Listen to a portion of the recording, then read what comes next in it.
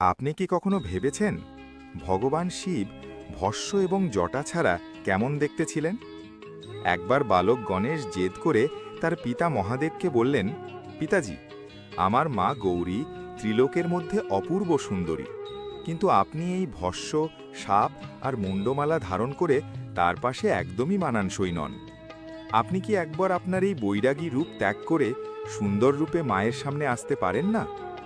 পুত্রের আবদার শুনে ভগবান শিব হাসলেন এবং স্নান করতে গেলেন।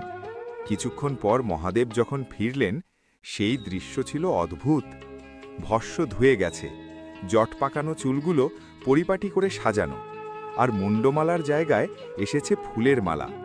সেই রূপ এতটাই অলৌকিক ছিল যে দেবতা, গন্ধর্ব আর যক্ষরা সবাই নিজেদের জ্ঞান হারিয়ে ফেললেন।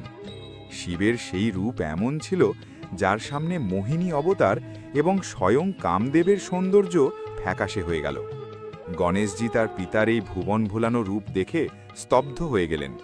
তিনি দৌড়ে গিয়ে পিতার চরণে লুটিয়ে পড়লেন। শিবজি স্নেহভরে পুত্রকে জড়িয়ে ধরলেন। তখনই শিব দেখলেন গণেশের চোখ দিয়ে জল পড়ছে।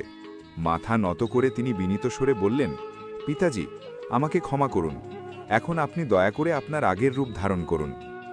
আশ্চর্যান্বিত হয়ে শিব জিজ্ঞাসা করলেন, পুত্র, এইমাত্র তো তুমি এই রূপে দেখার ইচ্ছা প্রকাশ করেছিলে, তবে এখন আবার আগের রূপে ফিরতে বলছো কেন? তখন গণেশজি বললেন, হে পিতাশ্রী, আমায় ক্ষমা করুন, কিন্তু আমি এটা কিছুতেই সহ্য করতে পারছি না যে এই সৃষ্টিতে আমার মায়ের চেয়েও বেশি সুন্দর অন্য কেউ হোক। পুত্রের এই মাতৃপ্রেম দেখে মহাদেব মৃদু হাসলেন এবং পুনরায় তার পুরনো রূপে ফিরে এলেন।